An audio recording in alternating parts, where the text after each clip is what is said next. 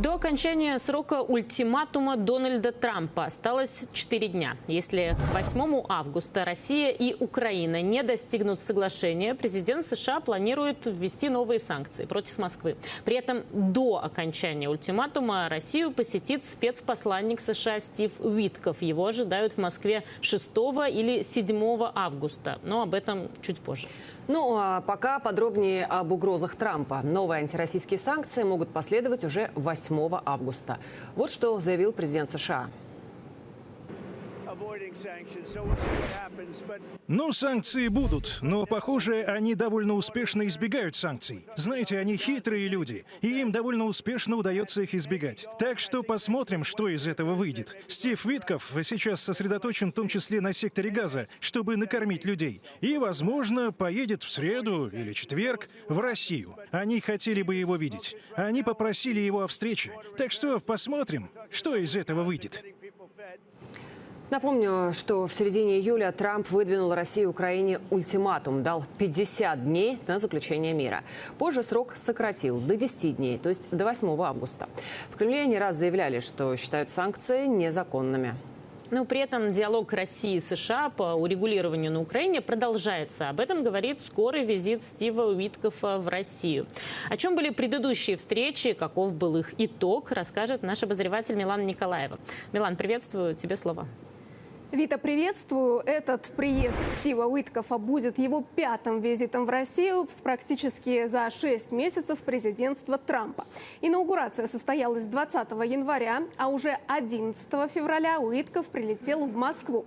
Надо сказать, что вообще-то он специальный посланник президента США на Ближнем Востоке, но довольно быстро его функция посредника распространилась и на конфликт России и Украины.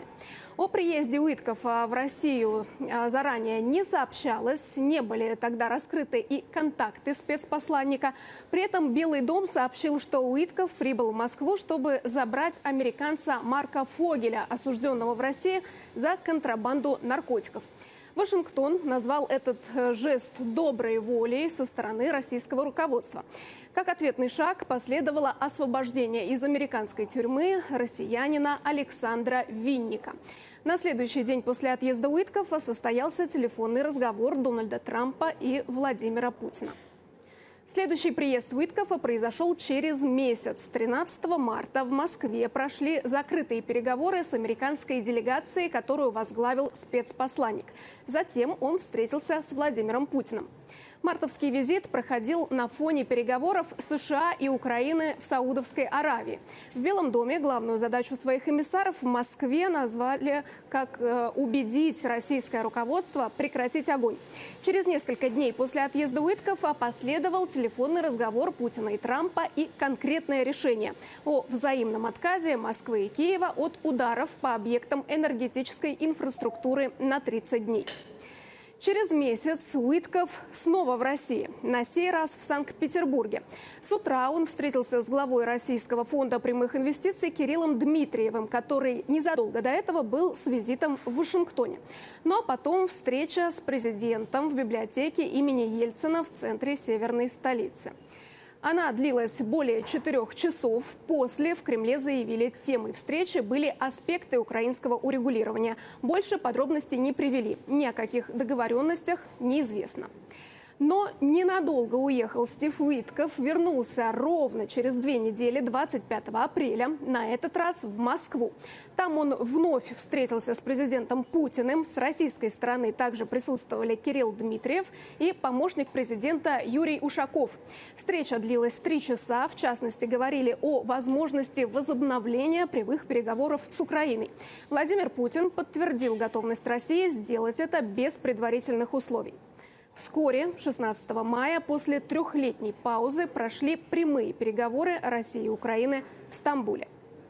Чего ждать от 5-го визита Уиткофа в Россию, пока не ясно. Повестка не разглашается. Пресс-секретарь президента Дмитрий Песков сообщил, что не исключена встреча спецпосланника с Владимиром Путиным.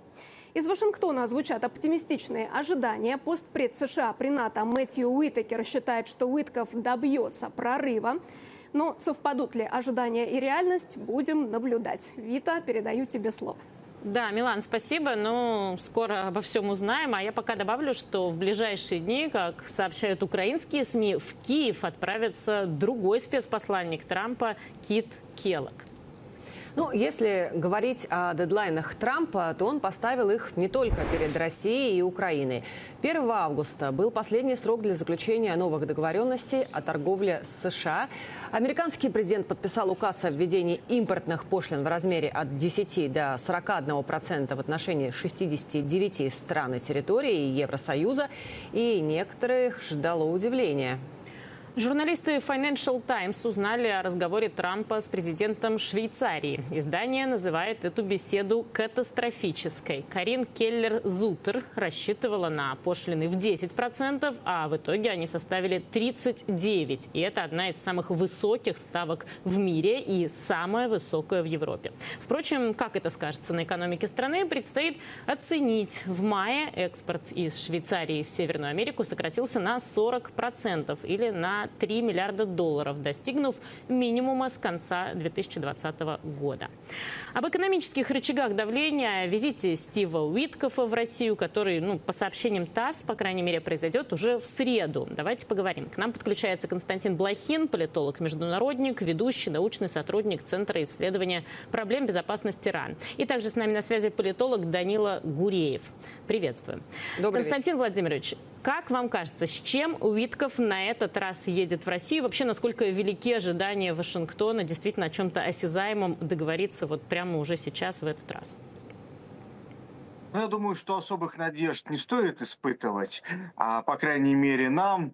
Очевидно, что будет обсуждаться украинская тематика, возможность мирного урегулирования. Очевидно, что все это связано с так называемым ультиматумом Трампа. Поэтому, скорее всего, эти темы будут обсуждаться, хотя я допускаю, что, возможно, будут затронуты и другие проблемы. Там вопросы, аспекты экономического взаимодействия, возможно, даже иранская проблема, но все-таки главный акцент будет сделан на Украине. И на тематике Константин Владимирович, как вам кажется, вот до этого все визиты Уиткофа в Россию были результативны, то есть был какой-то результат.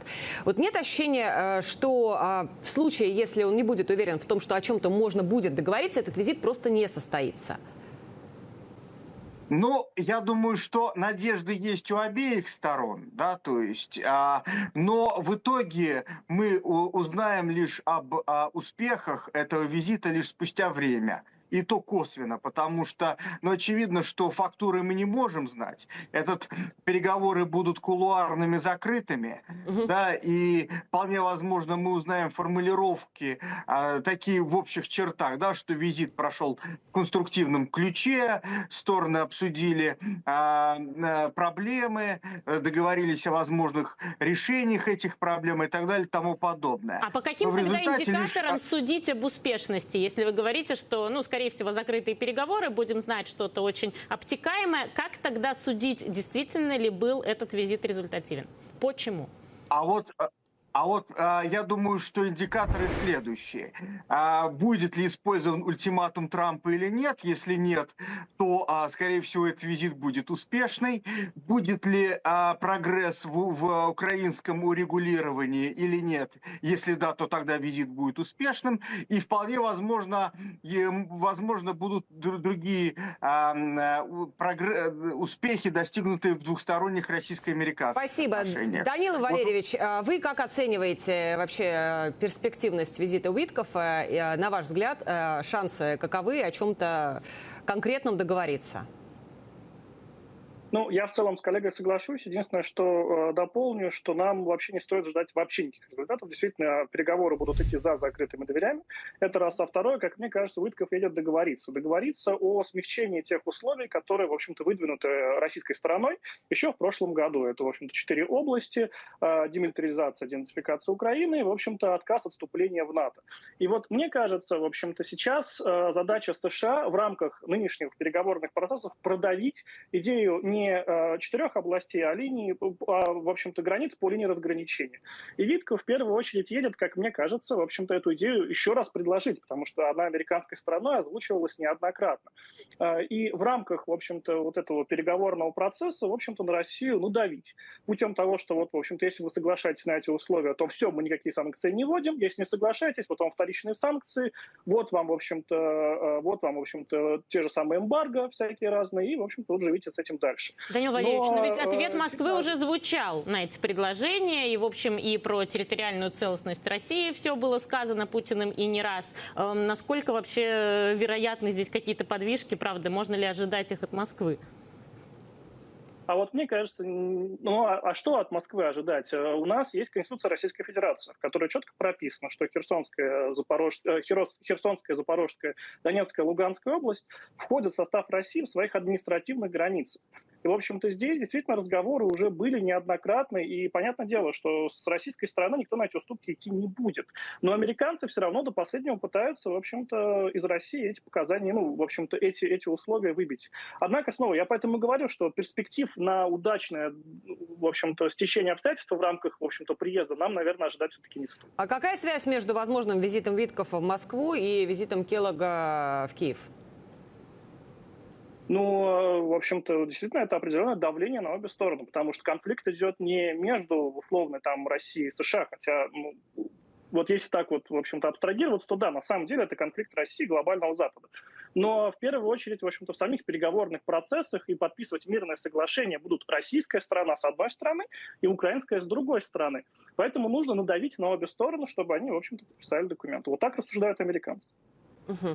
В случае, если договориться ни до чего не получится, какие могут быть последствия? Что мы увидим? И не будет ли это означать выход конфликта уже на новый уровень и изменение роли США в этом конфликте?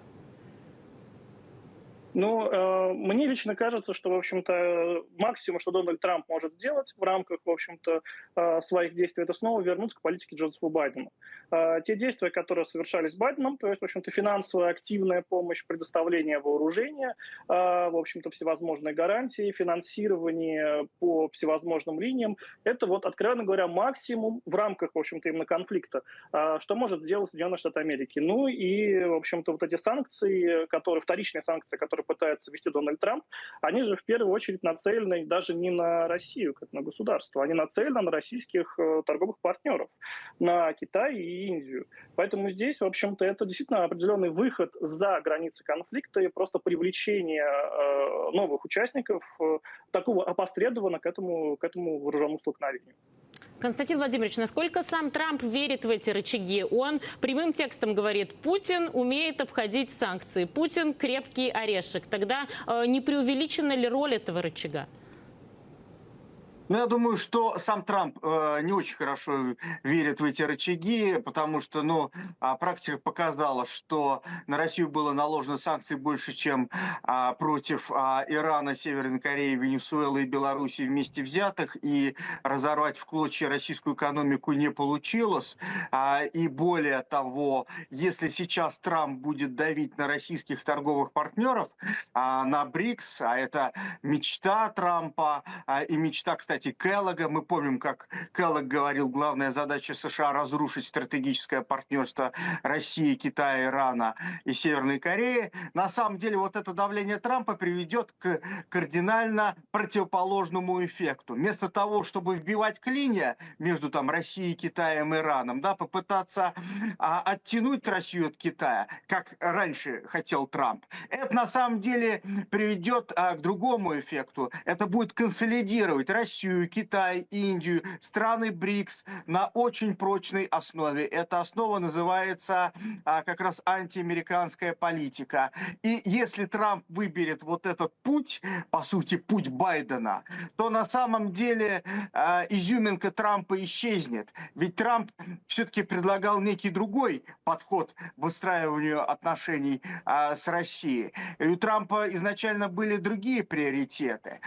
То есть это поддержка Израиля в возможном конфликте с Ираном, усиление давления на Китай, попытка нормализации отношений с Россией, чтобы как раз оттянуть Россию от Китая. Если пути Байдена, то тогда его вот эта идея потерпит крах. И, ну, получится, что тогда он пойдет по пути всех предыдущих американских президентов и лишь ослабит Соединенные Штаты Америки, вместо того, чтобы вернуть им былое могущество. Тем более, что показатели сегодня Соединенных Штатов не очень рекордные именно на фоне быстро растущей семимильными темпами китайской экономики.